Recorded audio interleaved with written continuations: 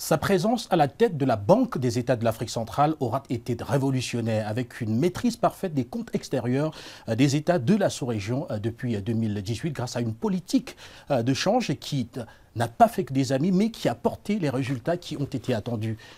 Il a également su doter la sous-région d'un marché financier qui se développe et qui devrait permettre à terme à la sous-région d'avoir une véritable alternative au système bancaire. Nous sommes à Yaoundé au Cameroun, au siège de la Banque des États de l'Afrique centrale. Nous avons le grand honneur d'être reçus par son Excellence Abbas Mahamat Toli, qui est le gouverneur de la Banque. Excellence, Monsieur le gouverneur, merci de nous faire cet honneur. Merci de l'intérêt qu'Afrique Média porte aux questions de politique monétaire. Merci également de l'occasion que vous nous offrez de communiquer sur les problématiques liées à notre stabilité monétaire, au système financier, et d'informer ainsi nos concitoyens de la CEMAC. Merci à vous. Merci, Monsieur le gouverneur. Votre parole est rare, il faut le dire.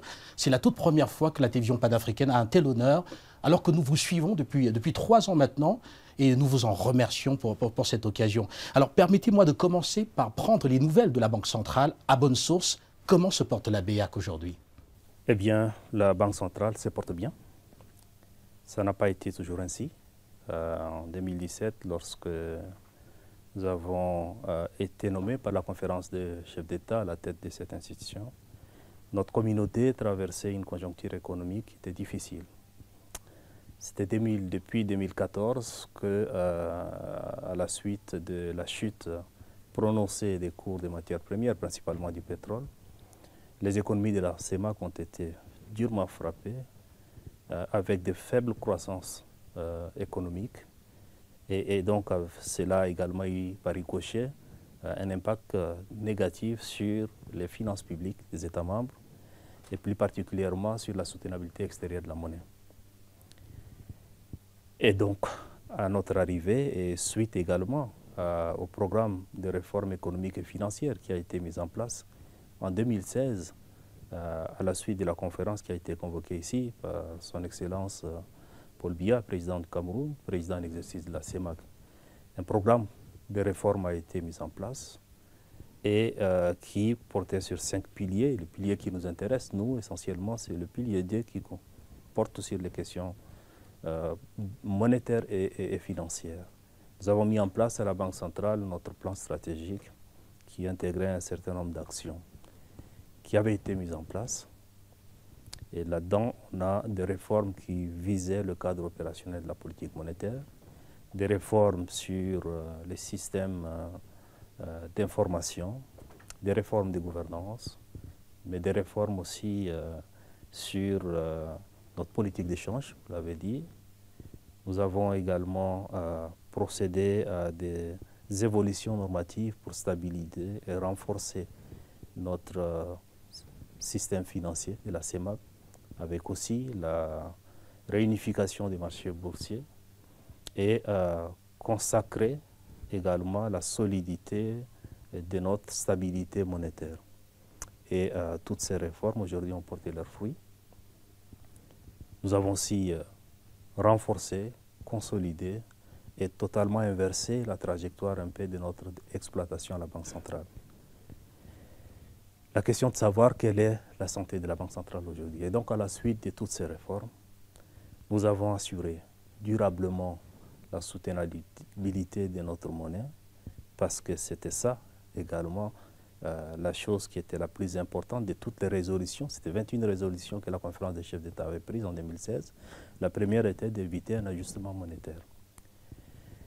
Et donc aujourd'hui, grâce à toutes ces réformes, grâce aux efforts également les États eux-mêmes avaient déployés, mais aussi avec l'appui de nos partenaires, nous avons éloigné le spectre de la dévaluation. On a un niveau de soutenabilité aujourd'hui qui se traduit par une capacité de couverture de 4,5 mois d'importation de biens et de services, avec des réserves de change qui sont estimées au-delà de 7 000 milliards, alors qu'on était à moins de la moitié de ces niveaux en 2016. Nous avons également consacré le renforcement des rétrocessions à la Banque centrale. En 2008, on était à 3 000 milliards de rétrocessions. 2022, nous avons terminé avec 12 000 milliards de rétrocessions des devises à la Banque centrale.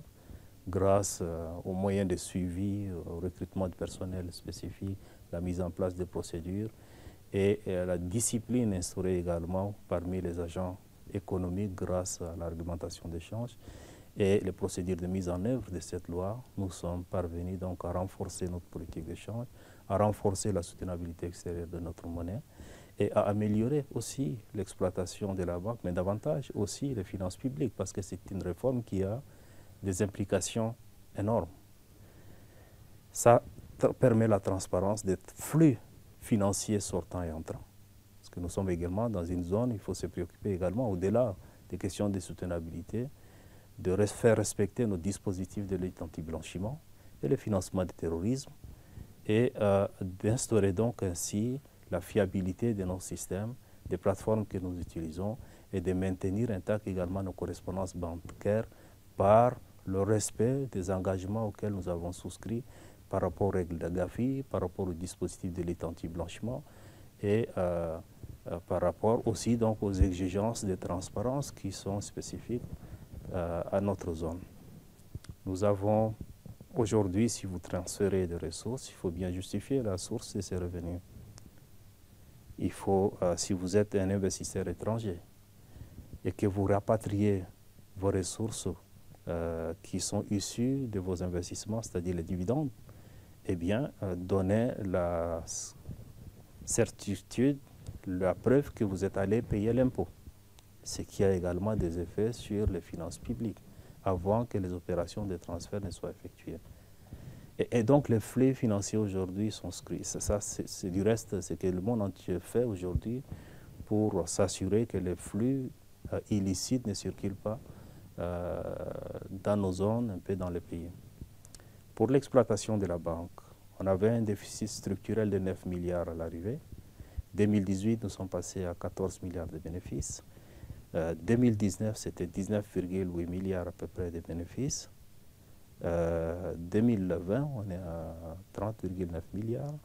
2021, on était à peu près 50 milliards de bénéfices, précisément 49,8 milliards. Et cette année, 2022, nous sommes en train de clôturer notre comptabilité avec un résultat de 114 milliards, ce qui a permis d'inverser, mais durablement, la soutenabilité de notre exploitation. Pour ce qui concerne le système financier, on a eu des évolutions également majeures à ce niveau. On a la réglementation qui fait la réforme un peu de tout ce qui est secteur de la microfinance, les textes sur les paiements électroniques. Notre contexte a évolué. Il y a aussi des dispositions à cet égard qui sont dans la réglementation d'échange. Nous avons conçu un texte spécifique pour réglementer les paiements électroniques dans la zone. Nous avons aussi mis en place le cadre juridique de tout ce qui concerne la finance islamique. Nous avons créé de nouvelles plateformes pour tout ce qui concerne l'interopérabilité des paiements mobiles. Aujourd'hui, les citoyens de la CEMAC peuvent envoyer et recevoir jusqu'à un maximum de 5 millions par jour. Juste sur leur téléphone, il n'est pas nécessaire de passer par les sociétés de transfert d'argent que nous connaissons par le passé. Donc cela traduit également une évolution majeure et des facilités également dans l'utilisation, je veux dire dans les transferts, dans les transactions. Et le marché des titres publics, avec les réformes de politique monétaire, on est passé de 900 milliards d'encours. Aujourd'hui, nous sommes à 5 300 milliards d'encours, ce qui a permis de renforcer de manière substantielle la capacité des trésors publics à lever des ressources sur ces marchés et accroître les investissements publics. Et donc, nous avons également déjà la fusion des structures des marchés boursiers. C'était la BEMAC à Libreville, la DSX, Douala Stock Exchange à Douala, avec le régulateur également la COSIMAF. Donc, toutes ces entités ont été fusionnées. Aujourd'hui, on a un marché unique qui est avec une société de bourse à Douala, la BEMAC donc, le régulateur unique qui est la COSIMAF à Libreville, et le rôle de dépositaire central assuré par la banque provisoirement. Depuis cette fusion, nous avons commencé à partir de 2019 les actions visant à redynamiser les différentes structures de marché en passant par des plans d'affaires. On a fait des études diagnostiques sur leur situation et puis des mesures concrètes ont été dégagées à la suite de ces audits qui sont en train d'être mises en place. Et à cet égard, il y a eu beaucoup d'efforts déjà sur la refonte de tout ce qui est texte réglementaire au niveau de la COSIMAF et le recrutement de nouveaux dirigeants par voie de concours, qui est M. Louis Ntolo, qui est le directeur général de la Bourse. Et à la Bourse aujourd'hui, la Société des Bourses, un niveau de cotation depuis cette période qui a augmenté de 300%. On est passé de 3 sociétés cotées en bourse, on en est à 7 qui sont cotées, et 17 entreprises attendent aujourd'hui l'introduction à la bourse. Et j'en profite donc pour remercier les États qui ont bien voulu ouvrir le capital de leurs sociétés, des sociétés parapubliques et d'autres entités à la bourse. Les efforts sont en cours pour l'introduction de ces sociétés. Et nous avons aussi les mêmes évolutions encourageantes du côté du compartiment obligataire. On est à une capitalisation qui avoisine les 1000 milliards également depuis la fusion.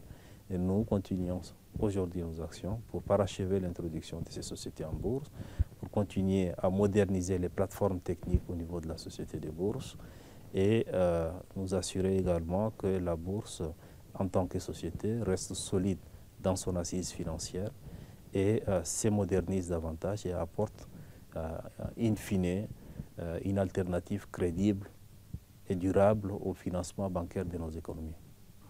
J'aimerais que vous puissiez nous permettre de comprendre comment est-ce que vous avez pu faire face pendant toutes ces années face à des critiques qui n'avaient pas leur place tels qu'on voit les résultats aujourd'hui, notamment le patronat de la sous-région qui a levé le bouclier dès le lancement de cette nouvelle réglementation de change pour dire que cela allait conduire à la faillite des entreprises de la sous-région. On voit très clairement aujourd'hui qu'il n'en est rien. Alors, comment est-ce que vous avez pu au quotidien gérer cet état de choses, c'est-à-dire entre l'adversité d'un côté des acteurs et tous les bienfaits qui allaient arriver pour l'ensemble du marché?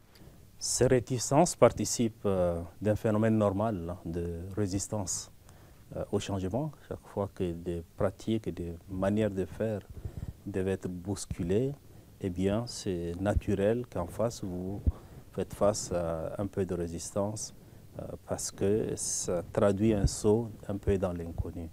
Nous avons eu beaucoup de communication avec les acteurs économiques concernés par nos dispositifs de la réglementation d'échange. Qu'il s'agisse des chambres de commerce, des ministères concernés, tels que les ministères en charge des finances et des crédits, principalement les directions du Trésor, et plus particulièrement le système bancaire dans sa globalité. Il y a des dispositions qui concernent également le personnel diplomatique accrédité dans la CEMA. Et un volet important concerne les entreprises extractives, tous ceux qui sont dans le secteur du pétrole, gaz et minier. Il y a eu plusieurs échanges qui ont nécessité, et d'ailleurs ces échanges nous ont permis également de nous enrichir et de mieux comprendre les problématiques qui sont spécifiques à ces différents secteurs. Et je pense que ces échanges ont permis de recadrer un peu les choses et à la Banque centrale également de mettre en place des directives et des circulaires. Globalement, nous avons à peu près une vingtaine de directives qui tiennent compte un peu des aspects spécifiques qui concernent chacun des secteurs et de lettres circulaires adressées également aux intermédiaires qui sont les banques pour leur spécifier un certain nombre de choses. Et je pense que ces échanges, cette communication a clarifié un certain nombre de choses et a permis également que progressivement cette réforme soit appropriée par les différentes parties prenantes, si bien qu'aujourd'hui, les difficultés que nous avons eues au départ se sont résorbées, mais de manière considérable. Nous avons aussi essayé d'avoir ici des outils et des investissements massifs.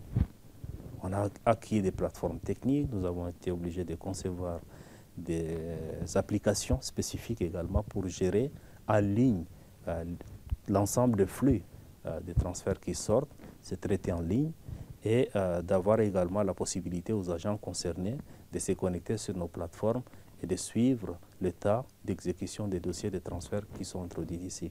Et cela nous permet également de concevoir des modules qui traitent un peu les différents flux de transactions qui sortent ou qui entrent et d'avoir des statistiques précises pour nos analyses.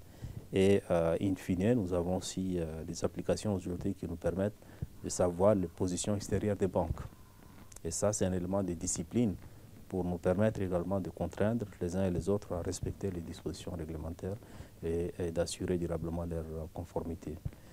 Et c'est cela. Donc maintenant, pour ce qui concerne la résistance, les changements ne sont pas vécus de la même façon par tout le monde. Il y en a qui n'aiment pas ça, mais ce qui est évident aujourd'hui, ça a beaucoup de vertus pour nos économies. Les niveaux de rétrocession ont explosé totalement, ce qui garantit également notre soutenabilité de façon durable au niveau de la monnaie. La stabilité aussi, et plus la masse monétaire augmente par ce billet, vous avez aussi ces contreparties qui vont augmenter, et par ricochet, la capacité également d'accroître le financement de nos économies et d'assurer également que les flux financiers qui circulent dans notre zone proviennent des sources licites et qu'il y ait une certaine transparence et traçabilité dans les mouvements des fonds. C'est quelque chose qui est également conforme à notre dispositif de lutte anti-blanchiment et le financement terrorisme. Monsieur le gouverneur, il y a également, toujours pendant qu'on parcourt ces 3 années voilà, d'action sur le terrain, il y a eu les années de coronavirus et il y a eu l'accompagnement des banques commerciales. On a suivi récemment lors du forum organisé à Douala par la COSUMAF pour la promotion du marché financier sous-régional. Il y a eu des déclarations de banquiers qui ont salué les efforts de la Banque centrale. Est-ce que, monsieur le gouverneur, n'aurait pas pu prendre d'autres dispositions directement pour l'ensemble voilà, des usagers de la CEMAC? Parce que d'aucuns estiment que, certes, les banques commerciales ont bénéficié massivement des efforts que vous avez déployés, mais cela n'a pas été redistribué, réimpacté, de telle sorte que certains, ce jour-là, avaient dit voilà que la Banque centrale a facilité la vie aux banques, mais les banques, elles, ne nous ont pas facilité la vie. Alors, ma question a 2 volets. Premièrement, que pouvez-vous nous dire spécifiquement sur cet accompagnement et les motivations qui vous avaient poussé à l'époque à aller rapidement à la rescousse de ces banques centrales? Et deuxièmement, avez-vous pensé aux ressortissants de la sous-région qui aussi étaient impactés par la crise financière liée au Covid qui venait d'arriver et quelles auraient été les mesures prises pour eux?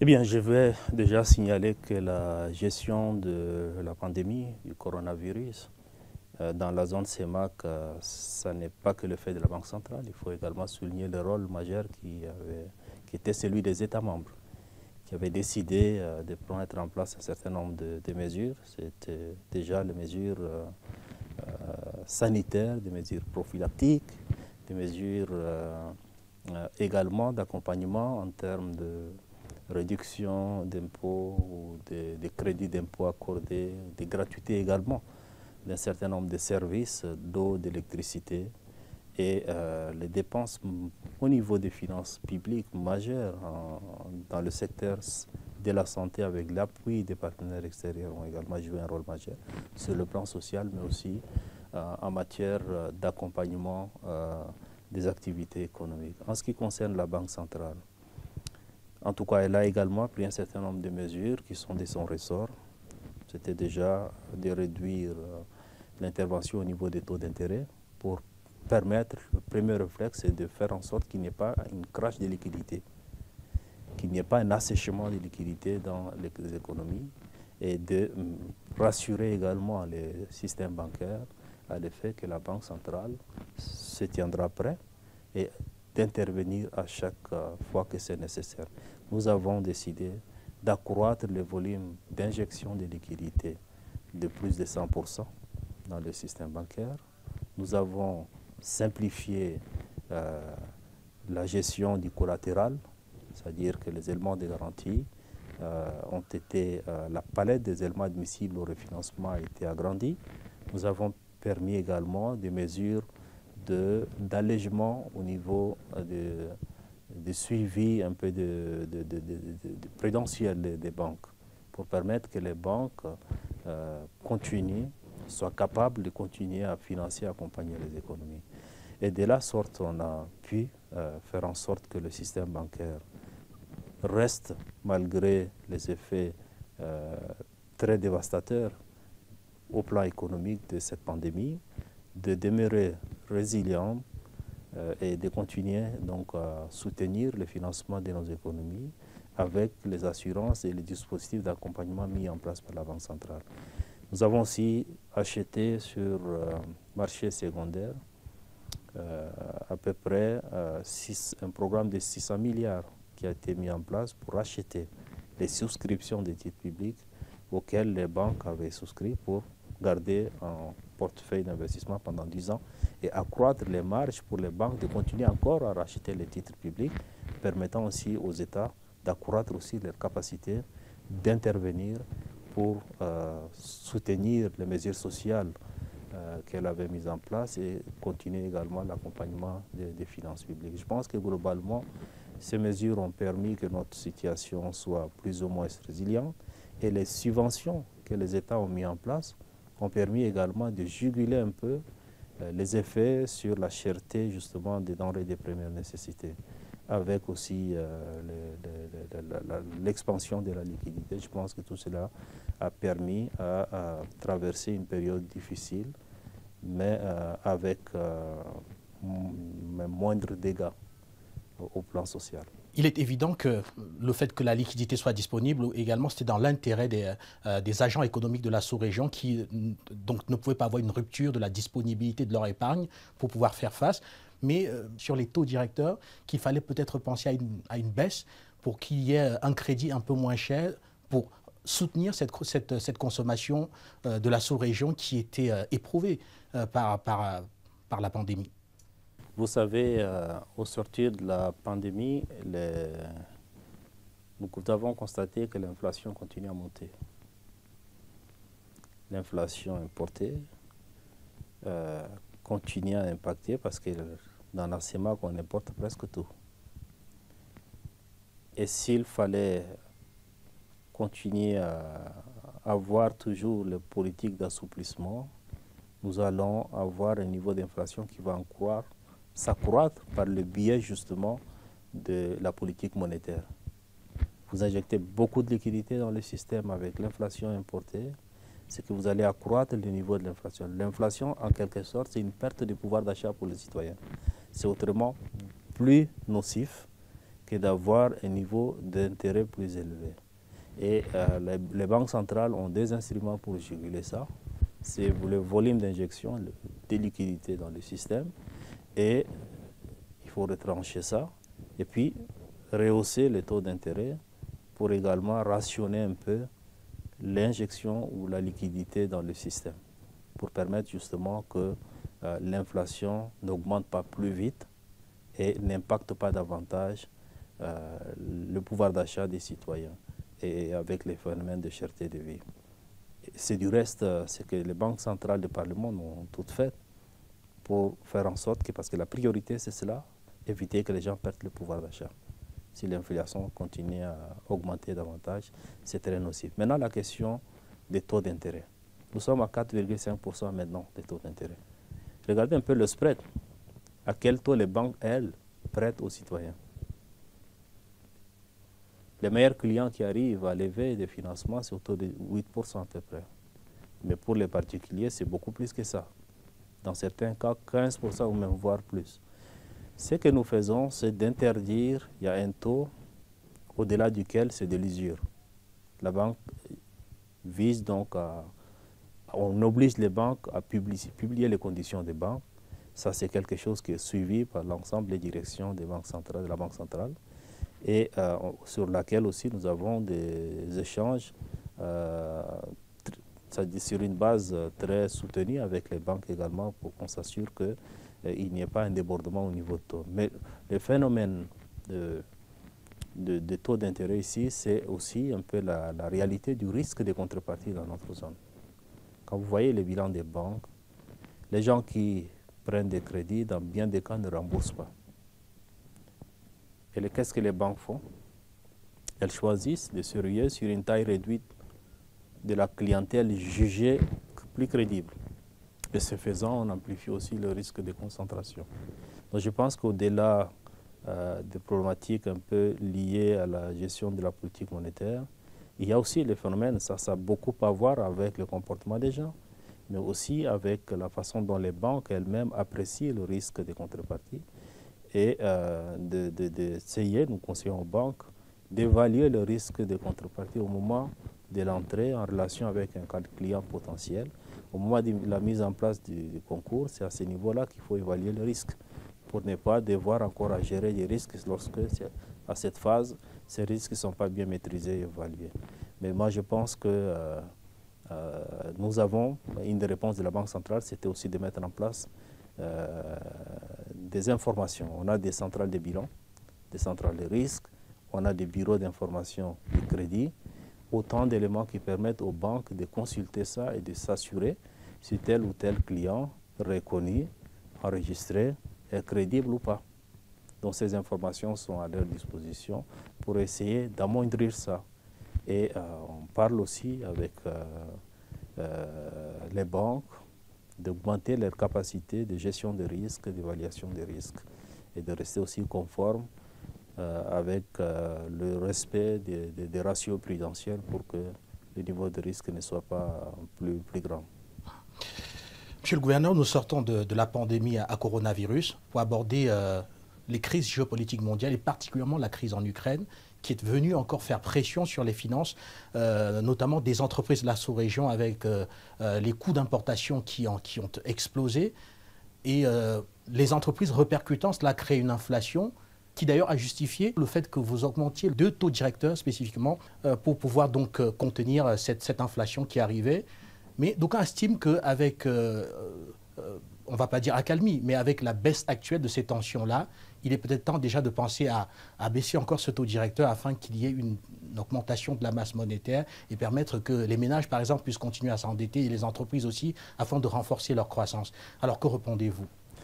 Ma réponse, c'est qu'aujourd'hui, si vous voyez à la fois les taux d'intérêt directeurs de la Banque centrale que les taux d'inflation, nous sommes dans la zone où ces taux sont le plus bas de toutes les régions, en tout cas que moi je connais. Et ces taux ont été augmentés à un moment à la sortie justement des crises, des difficultés que nous avons connues, avec toutes les mesures qui avaient été mises en place. C'est maintenant que nous en ressentons les effets sur l'inflation. Le pire est passé, on est sorti de l'œil des cyclones, mais on est confronté justement face à un niveau d'inflation qui est plus élevé, dont l'effet est précisément de perdre le pouvoir d'achat aux citoyens. Et maintenant, le niveau d'augmentation des taux permet de juguler ce niveau d'inflation et de ramener l'inflation encore plus bas, pour permettre justement aux gens de ne pas perdre plus de pouvoir d'achat. Et 4%, vous avez dans les zones à côté, les gens sont à des taux d'intérêt à 2 chiffres et des taux d'inflation aussi à 2 chiffres. L'inflation, c'est une forme de dévaluation de la monnaie et de perte de pouvoir pour les gens qui utilisent cette monnaie, pour les citoyens de la zone. Donc, c'est cela la priorité, c'est ça qui est l'inflation, et autrement plus dommageable pour les consommateurs que 4% des taux d'intérêt directeurs. Maintenant, il faut le réduire maintenant ou plus tard, cela dépendra de la lecture que la Banque centrale va avoir de la conjoncture de façon globale. Et nous examinons l'évolution de notre conjoncture économique de manière très régulière. Et en tant que des besoins, nous convoquons le comité de politique monétaire pour apprécier justement l'évolution de la situation au plan CEMAC, mais aussi au plan international, et de décider, le cas échéant, de réajuster justement les conditions au niveau de la Banque centrale. Monsieur le gouverneur, nous allons à présent aborder la deuxième partie de cet entretien, cette fois-ci consacrée à la gouvernance même de la Banque centrale. Les résultats sont exceptionnels, vous les avez déjà précisés à l'introduction de cette émission, mais je voudrais revenir avec certaines suspicions, ou alors, je ne veux pas dire des ragots, mais d'aucuns estimaient que vous n'incluez pas le maximum des ressources de la banque en termes de direction dans la prise de décision, et que vous travaillez directement avec des conseillers et que cela mettait un peu certains hauts cadres dans une situation où ces derniers pouvaient ne pas forcément se sentir le plus valorisés. Alors, que pouvez-vous répondre à cela? Sincèrement, j'avoue que je n'ai pas eu vent de ces rumeurs. Et ça n'est pas la façon dont la banque fonctionne globalement. Je vais vous dire un peu les réformes de la gouvernance au niveau de la Banque centrale. Ont consisté d'abord à clarifier les rôles entre les différentes composantes. C'est-à-dire que nous avons des organes comme le conseil d'administration, le comité ministériel, nous avons le comité d'audit, le collège des censeurs, le gouvernement de la banque. Il faut que le règlement intérieur au niveau des différentes instances soit clarifié et la répartition des rôles soit précisée, qu'il n'y ait pas de télescopage des compétences et que les choses soient bien clarifiées. Il y a une déclinaison aussi au niveau du staff de la Banque centrale. Nous avons revu notre organigramme avec une meilleure répartition des rôles, avec une meilleure précision des tâches et de ce qui fait quoi. À la banque, nous avons déjà les directions centrales qui ont en dessous des départements, des services. Au-dessus, vous avez les directions générales, le secrétariat général et puis le gouverneur, le vice-gouverneur. Ce sont les membres qui constituent le gouvernement de la Banque 6, qui prennent des orientations du conseil d'administration, qui déclinent ces orientations en action. Et c'est une réunion où des décisions sont prises de façon collégiale. Ce n'est pas le gouverneur, mais c'est tout le monde qui se réunit, ils prennent ces décisions. Et toutes nos décisions sont sanctionnées par les minutes de notre réunion avec des PV signés par tous les membres présents. Maintenant, chaque décision est mise en application par le membre qui est concerné au niveau de son pôle. Le gouverneur coordonne le suivi de l'ensemble de ces décisions, de ces actions. Les conseillers sont là pour aider le gouverneur dans l'analyse des dossiers que nous recevons, dans la gestion des décisions que nous prenons ensemble, dans le suivi des instructions qui sont données à tel ou tel pôle, à telle ou telle direction, et d'assister quotidiennement le gouverneur dans sa tâche. Les conseillers n'interviennent pas et ne donnent pas des instructions. Et à la banque, quand nous sommes arrivés, je vais vous dire ceci, c'est quand même important de préciser. Au niveau des directions centrales, les nominations se font par les États membres. Au nombre justement de réformes que nous avons opérées, on avait décidé que cela devait changer parce que les gens qui font leur carrière à la Banque centrale, ils ont 20 ans, 25 ans et voire plus 30 ans de carrière. Au moment juste où ils aspirent à devenir directeurs, du fait qu'ils n'ont pas une exposition politique dans leurs États respectifs, c'est d'autres personnes dont le background et le profil n'ont rien à voir avec les métiers de la Banque centrale, qui est choisi et qui devient directeur à la Banque centrale. C'est tout de même décourageant pour quelqu'un qui a fait toute sa carrière ici, au moment juste où il aspire à finir sa carrière avec un niveau de responsabilité, et donc il voit subitement quelqu'un débarquer d'ailleurs. On a changé ça. Le texte donne pouvoir au gouverneur de nommer les directeurs centraux. Mais ce n'est pas ce que je fais. Je fais passer des concours. Lorsqu'un poste est vide, pour recruter le meilleur. Je parle sur un plateau de télévision, hein. Je ne dis pas n'importe quoi. Et donc, c'est sur cette base que le choix est fait. Ça permet une émulation saine à tous qui peuvent compétir. Et le choix qui est fait, c'est sur la base des compétences avérées. Et ce concours n'est pas organisé en interne, c'est un concours externalisé par un cabinet. Et ça, je vous parle sur quelque chose dont moi, le texte me donne le droit de désigner. Mais pour plus d'efficacité et d'efficience, et pour plus d'objectivité dans les choix, nous avons décidé d'externaliser ça. Maintenant, moi, je ne travaille pas avec les collaborateurs des membres du gouvernement. Quand eux-mêmes ils sont là, ils prennent leurs décisions. Donc c'est pourquoi je vous dis à l'instant que je n'avais absolument pas entendu pareille rumeur circuler ici. Mais s'il arrive que vous entendez des choses comme ça, eh bien, c'est totalement infondé et ce n'est pas la façon dont la banque travaille. Bien évidemment. Alors, je voudrais poursuivre maintenant avec, toujours en parlant de la gouvernance de la banque, avec le concours du recrutement des agents de la BA qui est en cours en ce moment. Il y a eu énormément, il y a eu une grosse polémique autour de la question, mais ayant un certain nombre, déjà au préalable, un certain nombre d'éléments de précision quant à votre action d'organiser cela via un cabinet.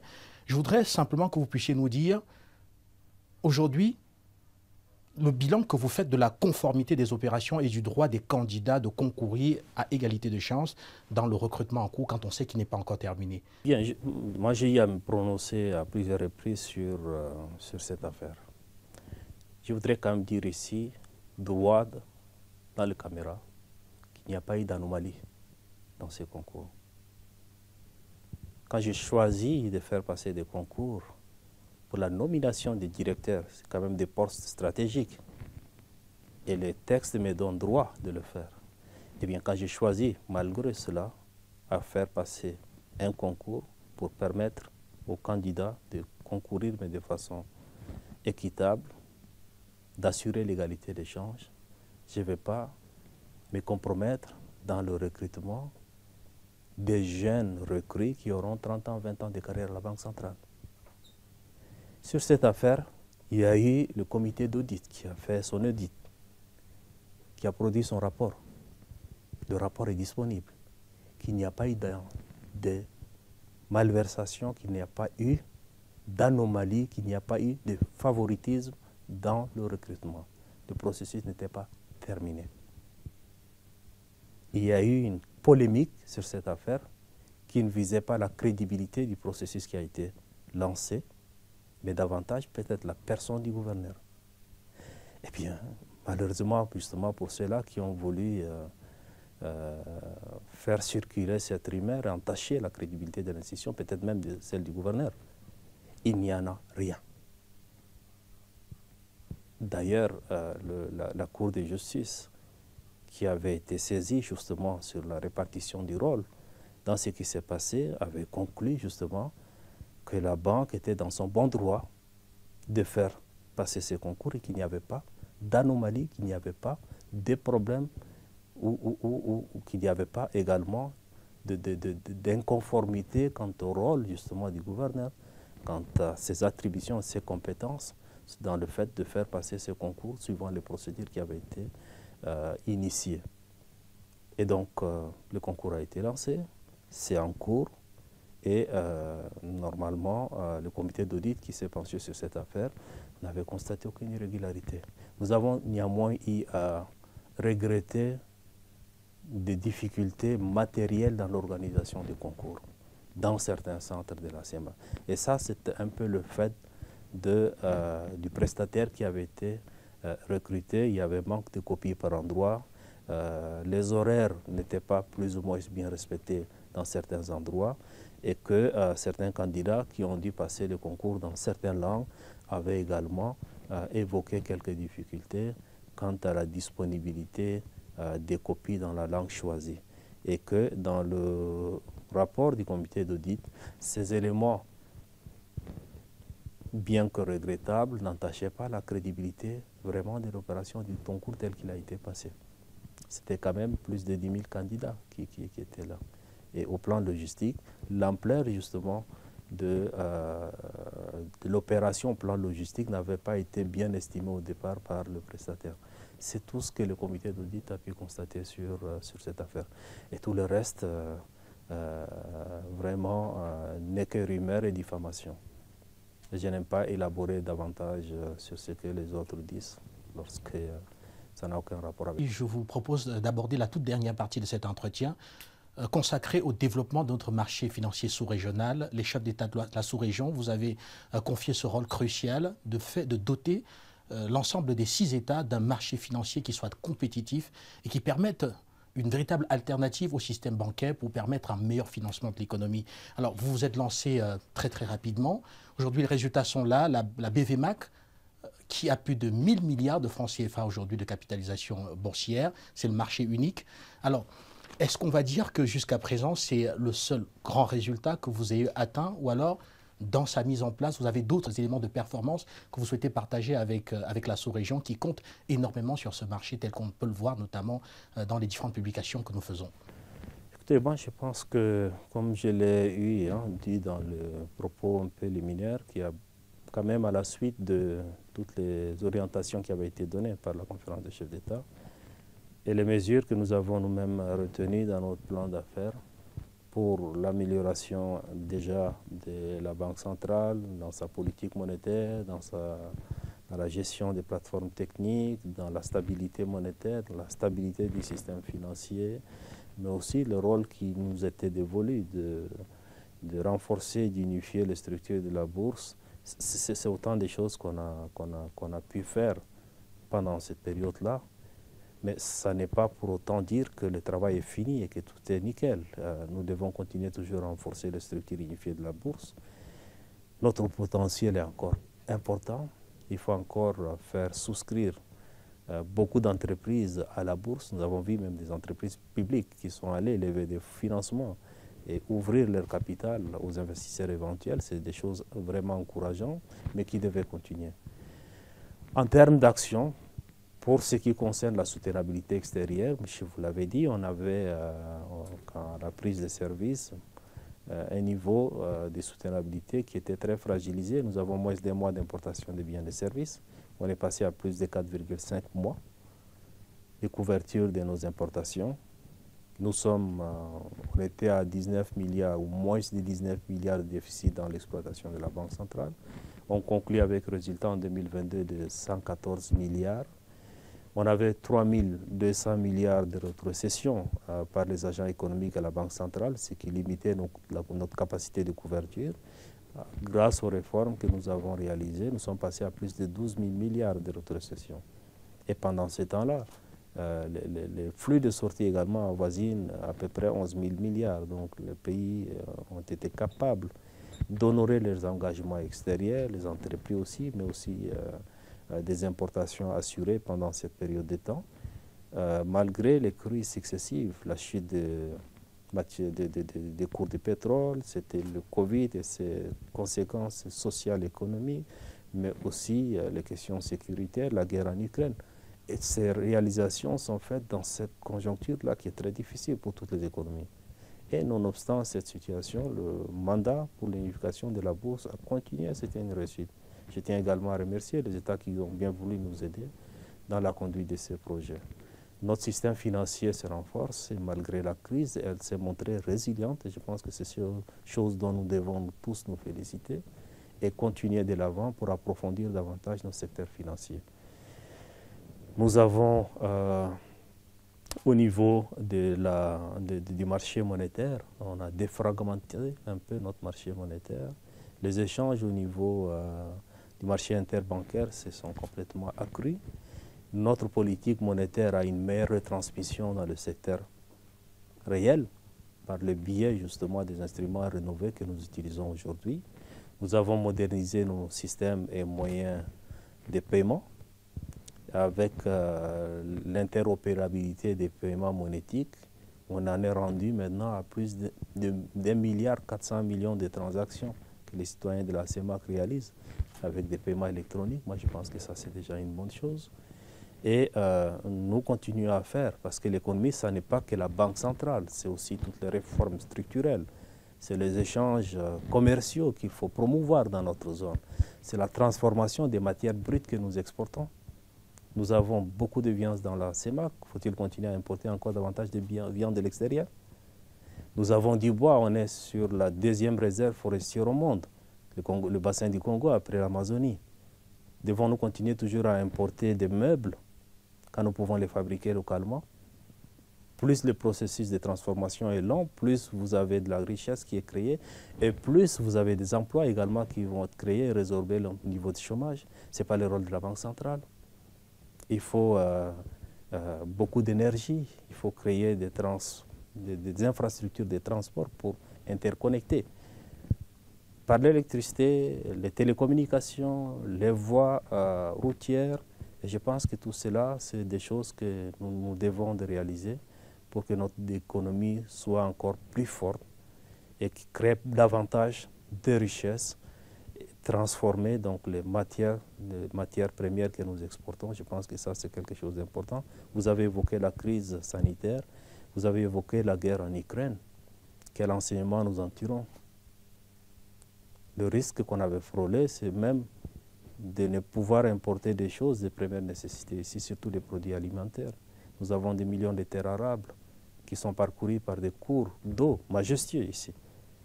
On a une bonne pluviométrie dans la CEMAC. Faut-il pas songer à mettre en place des politiques d'import-substitution pour au moins assurer la sécurité alimentaire dans la zone durablement, à moindre coût? Lorsque nos pays mettront en place de telles politiques sectorielles, eh bien, les citoyens de la CEMAC n'auront plus besoin de devises pour importer ces biens-là, parce que nous pouvons les produire localement et les payer dans notre propre monnaie en zone CEMAC. Et ça, ce n'est pas le rôle de la Banque centrale, mais c'est aussi les choses que nous devons faire ensemble pour que le chômage soit réduit, pour que notre souveraineté au plan alimentaire soit garantie, pour que plus d'emplois soient créés et que nos produits elles-mêmes soient transformés localement, de la valeur ajoutée, et quand on les exporte à ce moment-là, ça va nous rapporter aussi beaucoup plus d'argent. Voilà les choses, je pense aussi qu'il nous faut faire. Au-delà des questions financières et monétaires, il y a tout l'aspect, le plan économique qu'il faut développer et qu'il faut continuer justement à transformer, mais de façon vraiment structurelle, les bases de nos économies. Présenter là une dynamique qui doit être normalement portée par les politiques de la sous-région afin que dans chaque État, l'on puisse avoir une émancipation économique forte qui permet notamment à la jeunesse de pouvoir trouver des chaînes de valeur pour générer leur propre croissance. Mais toujours est-il que la Banque centrale, cette jeunesse va toujours se retourner un peu vers la Banque centrale pour une meilleure fluidité dans les transferts, dans la circulation de l'argent. Et on se demande si vous pensez par exemple déjà à digitaliser notre monnaie, tel qu'on le voit notamment avec le Naira au Nigeria, de telle sorte que on ne soit même plus obligé, surtout les jeunes, voilà, d'avoir des billets de banque, et surtout que cela se fasse dans le sens vraiment innovant, qui fait en sorte que via une application, on peut transférer à coût zéro, faire circuler rapidement de l'argent et créer sa richesse. Est-ce que vous y pensez, monsieur le gouverneur? Moi, je pense qu'aujourd'hui, le système moyen de paiement, quand vous voyez dans la zone CEMAC, les paiements sont instantanés. Si vous utilisez Sistag, si vous citez les segments du système de gros paiement, tout ça permet un mouvement mais presque instantané de l'argent dans la sous-région. Je viens d'évoquer à l'instant même les plateformes de paiement mobile que nous avons mises en place. Que vous ayez un portefeuille sur RTL ou Orange ou Tigo ou tout autre opérateur qui est dans la zone et qui soit interconnecté à notre système d'interopérabilité, quel que soit votre pays de résidence, jusqu'à un maximum de 5 millions, vous le faites, le paiement est payé de façon instantanée. Au Cameroun, ici, même pour prendre un taxi, les gens payent avec le mobile money. Mais alors, au niveau des banques, parlant des crédits, nous avons une croissance annuelle de plus de 15% d'augmentation. Et c'est malgré la crise que nous avons traversée, ou les crises que nous avons traversées, vous avez une dynamique constante du volume de crédits dans nos systèmes. Et ça montre déjà que le volume de crédit ou le niveau justement de crédit à l'économie est en train d'augmenter. Peut-être que ce n'est pas suffisant, il faut encore faire plus, mais il faut aussi un accompagnement des entrepreneurs pour être capable de monter des dossiers bancables avec des états financiers prévisionnels, avec justement une opportunité d'affaires bien identifiée. Donc, il faut avoir un document qui soit persuasif pour les banquiers pour qu'ils consentent à accorder un crédit. Et je pense que les États font aussi tout ce qu'ils peuvent pour que l'accompagnement à ce niveau ait lieu. Parlant maintenant de monnaie digitale des banques centrales, c'est le projet aujourd'hui que toutes les banques sont en train d'examiner et d'étudier. Je pense que la BIAC n'est pas en reste et les évolutions vont continuer parce qu'une chose est vraie, on ne peut pas freiner l'innovation, on ne peut pas freiner les technologies, surtout dans le domaine des fintech. Eh bien, il faut être à jour, il faut être capable justement d'être à la page et à tirer le meilleur parti justement de ces technologies, de ces innovations, surtout dans le secteur financier. Et c'est à quoi notre Banque centrale s'attelle aujourd'hui. Les outils existent, mais les taux de transfert parfois dérangent un peu. Je parle sous le contrôle de nos populations de la sous-région qui disent « Ah, on transfère, mais ça coûte un peu cher. Peut-être que si on le faisait via l'application de la Banque centrale, peut-être que ça ne coûterait pas aussi cher que cela. » Est-ce que vous nous rassurez de ce que la trajectoire tend un peu vers cela? La BIAC, vous savez, si vous parlez un peu de paiement mobile, il y a des intermédiaires aujourd'hui dans le secteur financier.